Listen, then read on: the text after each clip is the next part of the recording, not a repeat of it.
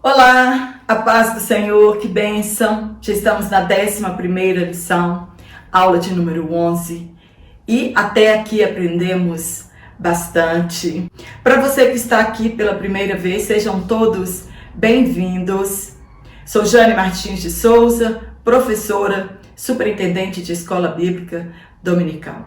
Estamos aprendendo muito com este trimestre maravilhoso, como solidificar a nossa fé, criar raízes no Evangelho e ter o nosso olhar no futuro, na glória que está proposta para aqueles que triunfarem e perseverarem até o fim. Então fica comigo até o final desta aula e juntos aprenderemos bastante hoje sobre convicção. Nós vamos falar sobre convicção moral, sobre convicção espiritual. Então hoje na lição de número 11, nós vamos falar sobre cultivando a convicção cristã. E claro que o texto que foi escolhido para estudarmos esse tema está na primeira carta do apóstolo Paulo à igreja em Tessalônica, no capítulo 2, do versículo 1 a 12. Um pouquinho mais à frente nós vamos entender porque este texto foi escolhido para estudarmos a respeito de convicção cristã.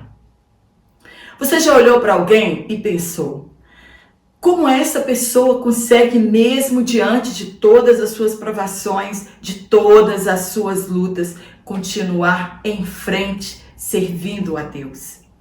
Você pode também pensar: eu queria ter a mesma fé e a mesma convicção que esse irmão ou essa irmã tem em Cristo Jesus.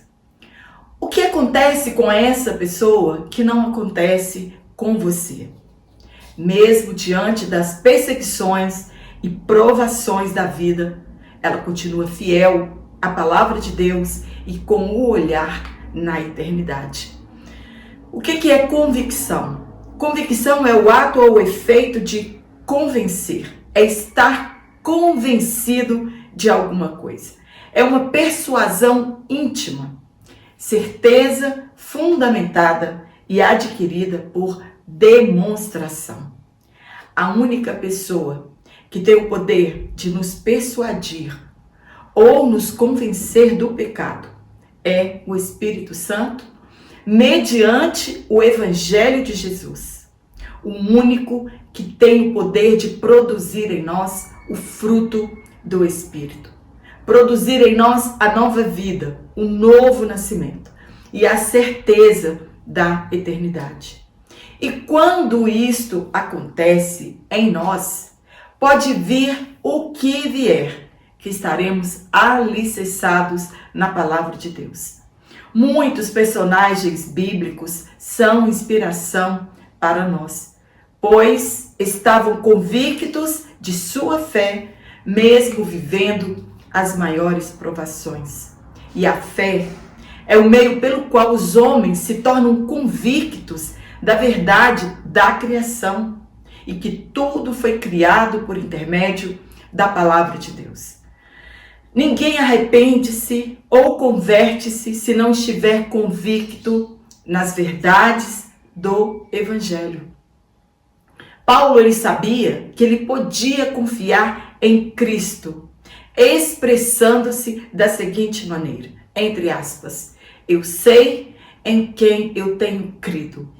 E ele poderia então depositar nele a sua alma, sua vida, e que o Espírito Santo o ajudaria a guardar aquilo que lhe fora confiado, o Evangelho.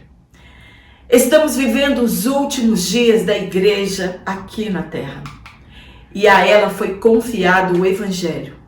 E precisamos da ajuda do Espírito Santo para cumprir a nossa missão. Quando vir as dúvidas quanto à nossa fé em um mundo relativista e secularista, devemos dizer, como Paulo, que ele sabia em quem ele cria. E precisamos estar convictos disso. Daniel é um exemplo para nós de estar convicto com os ideais de Deus proposto a cada um de nós. A separação do mundo e a santificação.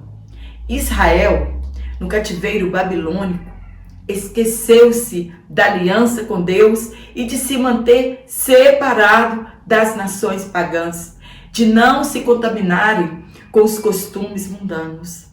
Agiram como se não pertencessem a Deus e acreditaram que, por estarem na Babilônia, o padrão de santidade exigido por Deus havia mudado. Ali eles poderiam se portar da maneira que quisessem. Porém, houve alguns fiéis que preferiram não se contaminar com os manjares do rei: Daniel, Ananias, Misael e Azarias. Fizeram tudo por convicção. Tinham a lei de Deus guardada em seus corações e o Espírito do Senhor era sobre eles. Não trocariam nada a fé que tinham no Deus vivo por um tempo de manjares longe de Deus. E isso fez com que fossem provados e aprovados por Deus. Para darmos testemunho da luz, que é Cristo, e do Evangelho neste mundo de trevas, precisamos cultivar uma convicção espiritual, que ela é resultante do poder do Espírito Santo, uma convicção moral, como reflexo do temor que temos a Deus, se não nos portarmos de conformidade com a moralidade registrada nas Escrituras, é sinal de ausência de temor a Deus. E precisamos também ter uma convicção social, que deve ser demonstrada pela abnegação em servir, quando consideramos os prazeres mundanos de menor valor do que cumprir o nosso papel de cristão na sociedade. No primeiro tópico, nós vamos falar sobre convicção espiritual.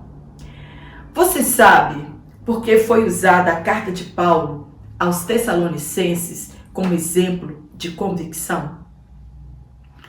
Paulo evangelizou Tessalônica depois de uma visão em que um varão rogava-lhe que passasse a Macedônia, na Grécia.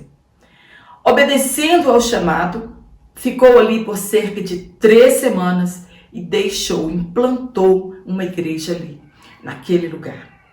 Teve de fugir praticamente sem se despedir dos irmãos, tamanha foi a hostilização sofrida naquele lugar. Foram perseguidos, mesmo estando em outra cidade. Os tessalonicenses eram muito violentos na questão religiosa. Essa primeira carta foi de encorajamento aos novos convertidos, para que eles mantivessem firmes em sua fé, convictos de sua salvação e alicerçados no Evangelho. Também Paulo escreveu para se defender das acusações de charlatanismo e aproveitador da fé dos simples, e que ele não pregava o Evangelho somente por dinheiro. Ele teve que se defender disso. Havia naquele tempo muitos pregadores itinerantes e que o objetivo era realmente esse: ganhar dinheiro em troca de pregar o Evangelho. Escreveu para solidificar a fé na doutrina da ressurreição dos mortos, pois eles estavam preocupados com os irmãos que estavam sendo mortos, sem ainda Jesus ter voltado. Aguardavam a volta de Jesus para aquele tempo, e Paulo os consolou a respeito da vinda de Jesus, da ressurreição dos mortos e do arrebatamento. Paulo os advertiu que enquanto eles aguardavam a vinda de Jesus, a vida continua. Precisavam trabalhar e não podiam viver ociosos. Não deveriam desfalecer a fé, que está na segunda carta, e ele reforça então nessa segunda carta o encorajamento, porque a perseguição ela só piorava e muitos estavam desistindo da salvação. A perseguição, as lutas, nossas provações, elas são propícias para o desânimo e para concessões em nossa vida espiritual. Não podemos nos esquecer nunca do que Cristo fez por nós e buscar a ajuda do Espírito Santo para renovar nossas forças e solidificar a nossa fé na palavra de Deus. No ponto 1, poder do Espírito. Já é do nosso conhecimento que o Evangelho foi anunciado na Europa. Os avivamentos começaram lá. O esfriamento espiritual também começou lá. As ideologias diabólicas também começaram lá. Paulo começou sua segunda viagem missionária com uma rota traçada pelo Espírito Santo. Foi para Filipos e depois para Tessalônica. A chamada missionária de Paulo foi confirmada pelo poder do Espírito Santo. E ele afirma que o Evangelho não havia chegado somente em palavras, mas em poder. Poder esse que os libertou da escravidão espiritual. No poder do Espírito Santo, que opera todas as coisas, e este poder também, ele reside no Evangelho e em convicção, que também é operada pelo Espírito Santo. Anunciar o Evangelho sem poder, o poder que transforma, poder que liberta, é mero intelectualismo. E o resultado é negativo na transformação de vidas. Jesus ele ensinava com autoridade e vidas foram transformadas. O apóstolo Paulo pregou com poder e vidas foram transformadas. É este poder que transforma vidas. A preocupação de Paulo era que a fé das pessoas não se baseasse em sabedoria humana. Não que fossem persuadidos a crer, mas que se baseasse no poder de Deus. No ponto 2, confiança em Deus. Quais são as nossas experiências com o Espírito Santo? E com o Pai, e com Jesus Cristo, e com o poder que há no Evangelho? Quais são as nossas experiências? Paulo não se intimidava facilmente, fugia muitas vezes da violência das pessoas, mas não se deixava abater. Sua fé era alicerçada naquilo que recebeu de Jesus, e não eram os sofrimentos que o faria desistir. Paulo e Silas foram açoitados em Filipos, em decorrência do milagre da jovem liberta de um espírito de adivinhação. E presos, não se lamentaram, não discutiram em desistir da missão. Ao contrário, perto da meia-noite, louvaram a Deus, mesmo depois de açoitados e presos em cadeia. Uma família foi salva e depois disso, libertos, partiram a Tessalônica. Anunciaram a Cristo lá e outra vez foram perseguidos. Por que eles fizeram isso? Convicção. Eles acreditavam naquilo que pregavam e naquilo que viviam. A confiança que eles tinham em Deus e nas promessas davam-lhe suporte e ousadia para continuar. Nada faria com que Paulo recuasse, nem ameaças de prisão ou de morte. Ele estava convicto de sua fé. E é o que deve acontecer conosco. Não podemos ser intimidados em nossas provações e recuar, pois fiel é quem nos chamou e a eternidade deve ser o nosso alvo. Nada aqui se compara com a glória futura. Não podemos ter medo do sofrimento.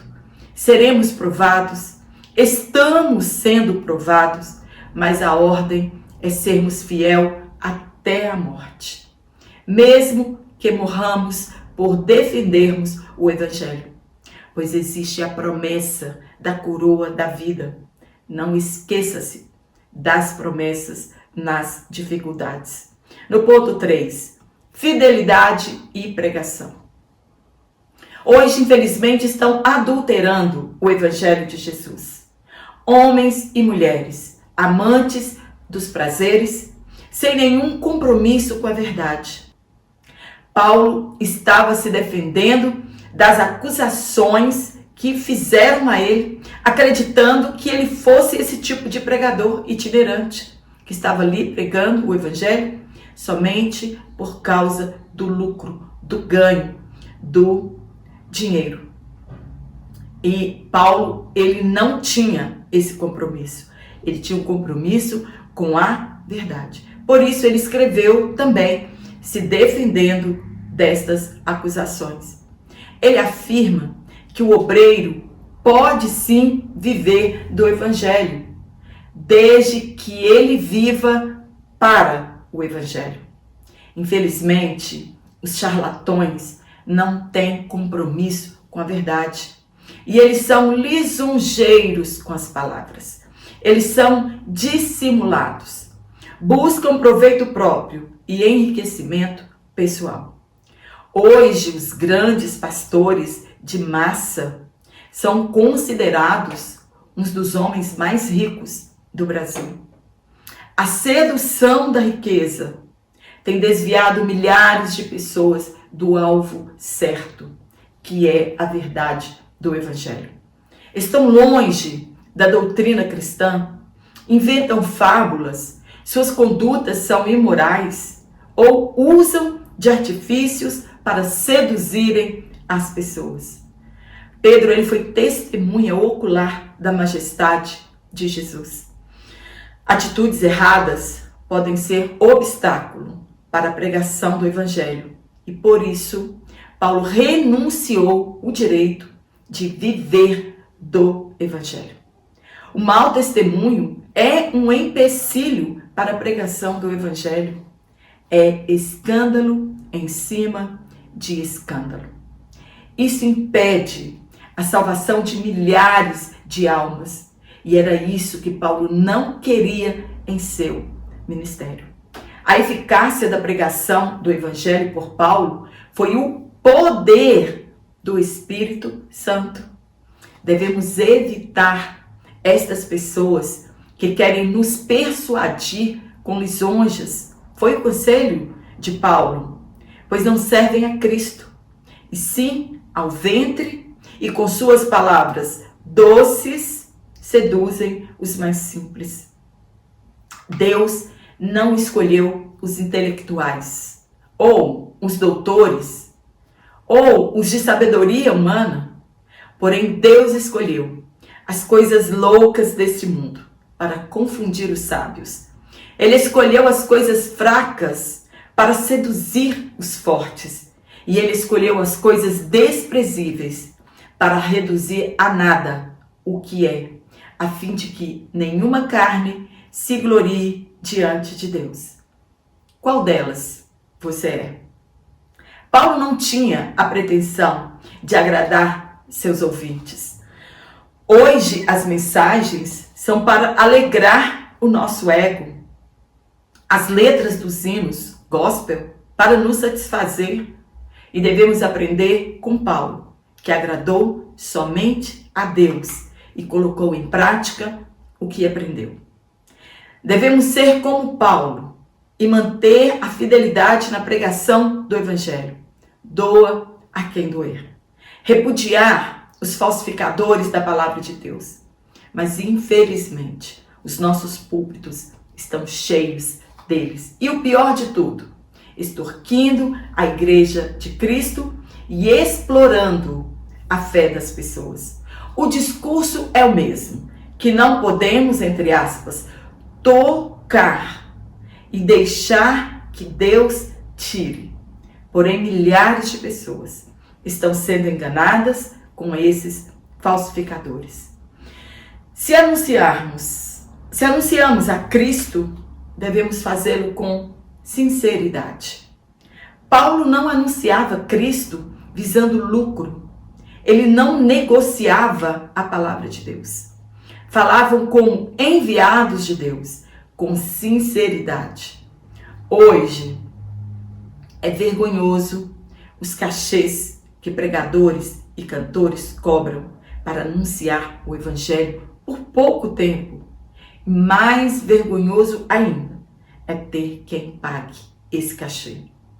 Não podemos nos associar a esses mercadores da fé, o que nos move? O que nos move? A anunciar o Evangelho. Deve ser a mesma coisa que moveu o apóstolo Paulo a anunciar o Evangelho.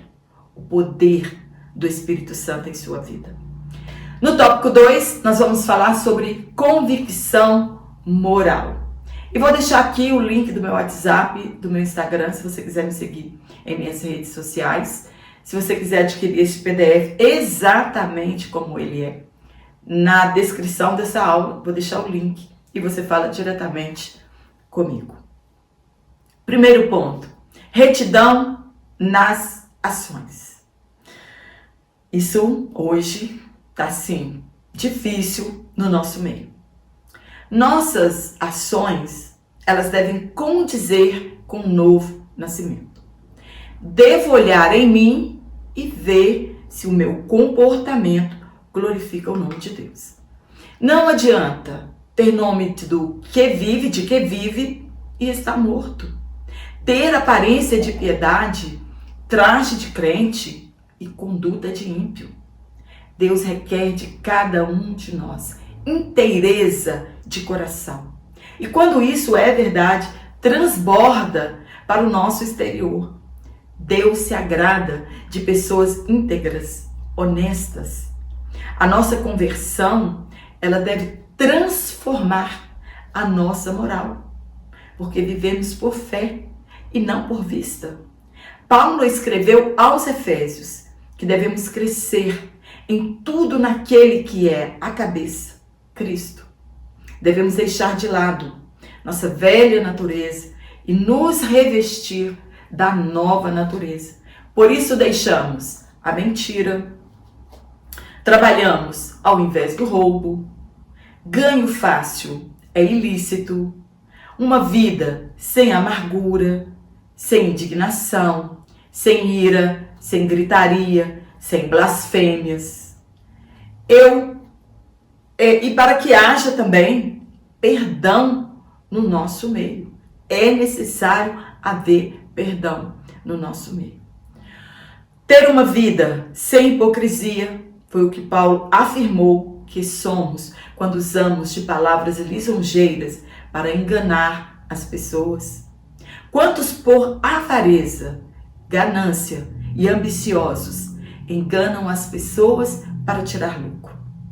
A bajulação é terrível no meio cristão. Geralmente, a bajulação é para tirar proveito de alguém e de sua boa fé. A retidão, ela faz parte da nossa nova natureza. Você não pode ser um crente em casa, outro crente no trabalho, outro crente na rua e outro crente na igreja. Segundo ponto, reputação ilibada é o que nós precisamos ter. Pode falar o que quiserem de você ou de mim, de menos da nossa reputação. Reputação é a fama, a nossa fama.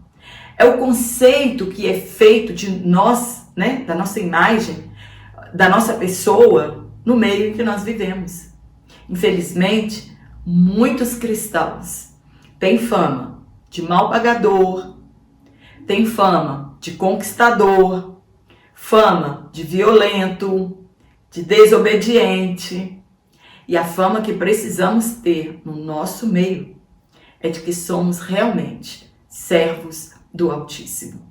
Ruth, com seu comportamento em relação à sua sogra, lhe rendeu fama por toda Belém e ela conquistou o coração de Boaz. A fama de Josué correu por toda a região depois da conquista de Jericó, porque Deus era com ele. Então a fama de Josué era que Deus era com ele. A sabedoria de Salomão lhe rendeu fama em todas as nações. Infelizmente, na atualidade, muitos pregadores, cantores, em uma busca desenfreada pela fama, estão se perdendo cada vez mais longe de Deus. O que traz boa fama ao nosso nome é o quanto somos fiéis e retos diante de Deus. Deus disse a Abraão que faria seu nome famoso, conhecido. Somente o que Deus faz em nossa vida pode trazer boa fama ao nosso nome. A obra que o Espírito Santo opera em nós, de dentro para fora, traz fama a nós. Pois o que éramos antes de Deus e o que somos depois de Deus entrar em nossa vida, faz com que as pessoas falem de nós por um bom tempo. O nosso comportamento, ele deve ser coerente com a nossa vida. A glória não é nossa, a glória é sempre de Deus. É o que Deus faz por intermédio das nossas vidas. É Ele que faz e nós somos apenas o canal para que o nome de Jesus seja glorificado. Era isso que Paulo estava avisando para aquela igreja. O nosso mau comportamento, ele não traz glória ao nome de Deus. E a Bíblia diz que a Ele seja a glória para sempre. No ponto 3, vida irrepreensível. Irrepreensão é o que não dá margem para censura, sem falha. E é isso que se espera do cristão. Sabemos que perfeito é somente Jesus Cristo, porém devemos imitá-lo. Paulo escreveu que não deve haver em nosso meio nem sequer menção de imoralidade sexual, que não haja obscenidade, conversas tolas, nem gracejos imorais e tantas outras coisas. Isso denota o padrão de comportamento que devemos ter com Deus, com os homens e comigo mesmo. Como podemos pregar aos outros e olhando para nós, somos reprovados pela palavra de Deus? Paulo podia dizer para as pessoas que ele era alguém que poderia ser imitado. E olhando para nós, será que alguém pode imitar a minha vida? Pode imitar a sua vida? O verdadeiro cristão, ele é modelo para as pessoas, para o mundo, no trato, no comportamento, e tudo isso é reflexo da nossa comunhão com Deus. Nós devemos refletir a luz de Cristo por intermédio do nosso comportamento. Como um crente pode sair por aí pregando a cruz de Cristo se ele não morreu para o mundo e os seus pecados? Se somos avarentos, cobiçosos, gananciosos, adúlteros, mentirosos, infiéis no trato, quem crerá na nossa pregação? No último tópico nós vamos falar sobre convicção social. Primeiro ponto, bem-estar comum. O Evangelho, ele nos constrange a olhar o bem-estar comum. Não é socialismo, é amor. Não é políticas públicas, mas é o socorro entre os irmãos. É dever da igreja proclamar o Evangelho. Isso nos constrange a acolher os irmãos necessitados. A nossa fé, ela não pode estar desassociada das obras de filantropia. Não podemos olhar e não socorrer os aflitos. Pecamos por omissão quando deixamos de socorrer nossos irmãos. E não há ninguém tão pobre em nosso meio que não possa contribuir com a necessidade do outro. É nossa responsabilidade socorrer as necessidades locais. Às vezes falamos tanto de missão transcultural e não socorremos as pessoas que estão ao nosso lado.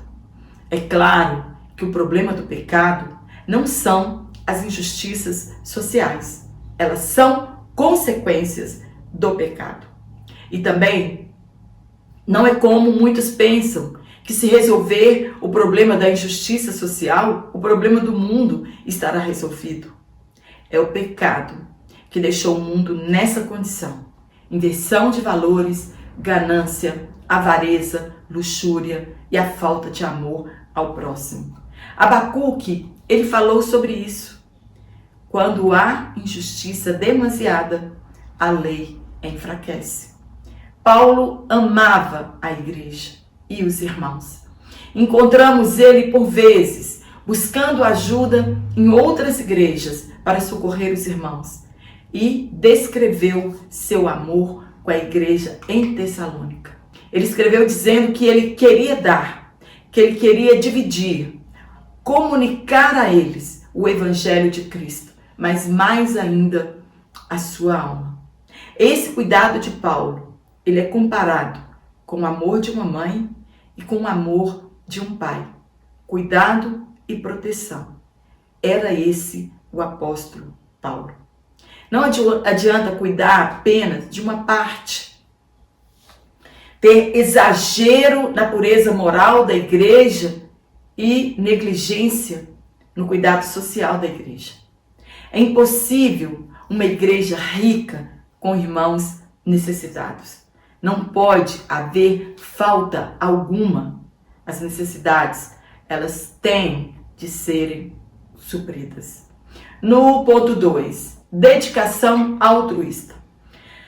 Altruísmo é ausência de egoísmo. Alguém que se preocupa com o outro. Alguém que considera o outro. Foi o que o apóstolo Paulo fez. Dedicou a sua vida na pregação do evangelho. Escreveu cartas para confirmar a fé das pessoas e as doutrinas bíblicas e estimulá-las a continuar crendo em Jesus Cristo. Paulo, para não trazer escândalo ao seu ministério, abdicou dos seus direitos de viver do evangelho. Ele desejou não ser pesado à igreja e ele tinha o seu próprio ofício para sustentar-se. Paulo relatou sua fadiga e cansaço por trabalhar dia e noite para não ser pesado aos irmãos, enquanto hoje os charlatões querem vida boa e riqueza às custas da simplicidade das pessoas. Trabalham somente em festividades e finais de semana e levam uma semana regada à boa vida. Ganham em um único dia o que muitos levarão anos para adquirir. É o preço que se paga pela simplicidade dos crentes.